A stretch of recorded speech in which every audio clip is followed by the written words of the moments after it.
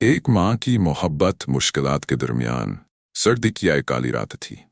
बर्फानी वालकड़ी के पुराने घर के दरजों से अंदर आ रही थी। हर चीज ही खबस्ता थी। अंदर मारिया ने अपने नन्हे बिटे लीव को सीने से लगा रखा था।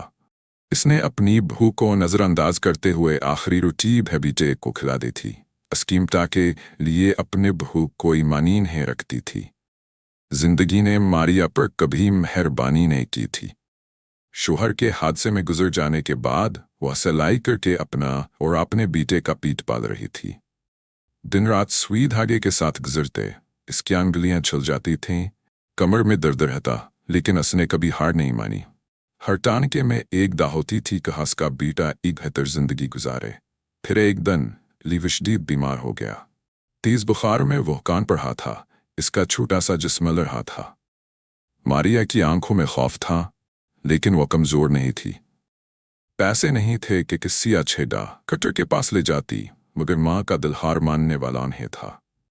इसने अपने बेटे को पुरानी चादर में लपेटा और बर्फ से ढकी सड़कों पर नंगे पांव चलती हुई एक छोटे से कलीन जा पहुंची।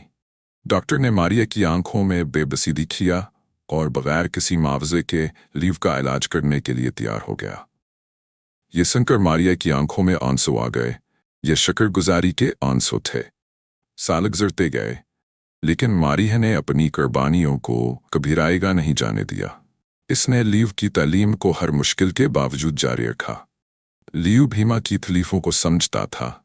इसने दिन रात मेहनत की, क्यों जानता था खास की माँ ने इसके लिए कितने ख्वाब देखे हैं। फिर एक दिन वही नन्हालियो जो कभी अपनी माँ के बाजू में समाया रहता था, अब एक कामयाब जवान बनकर लौटा। इसने अपनी माँ के झरियों भरे हाथ थामे लिए और नरमी से कहा, माँ, आपकी मोहब्बतम ये सबसे बड़ी ताकत थी। अबू कता गया है कि मैं आपका सहारा बनूं। ये सुनकर मारिया की आंखों में आंसू आ गए, लेकिन ये आंसू दुख के नहीं, फख्र के थे। जिंदगी की तमाम मुश्किलात के बावजूद माँ की मोहब्बत कभी नहीं हारी।